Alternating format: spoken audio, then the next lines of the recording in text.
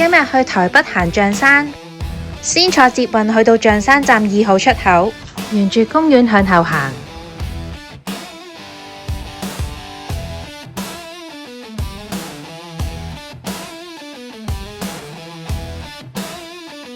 行到公園盡頭，再沿住斜路向上行。行咗大概10分鐘就會到達起點。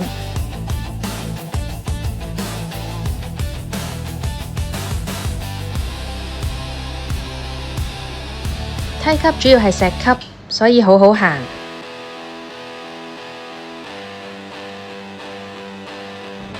而且沿路都有唔少嘅樹蔭，指示亦都非常清晰。我哋先上去睇101最佳位置嘅地方。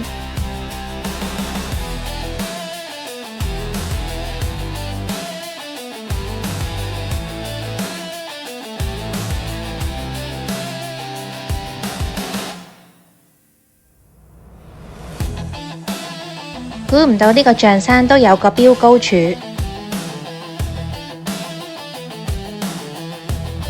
呢個位置仲望到松山機場同埋七星山。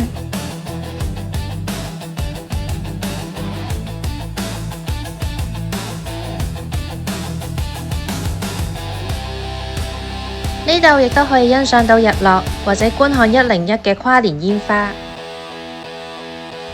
我哋再沿路落返去，往另一邊嘅方向一線天。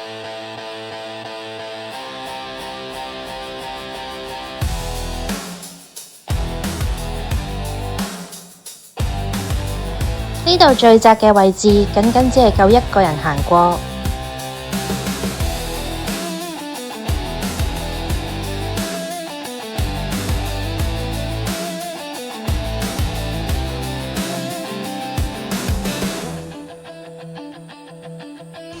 我哋再沿路行返去象山站，前後用咗1個鐘多啲。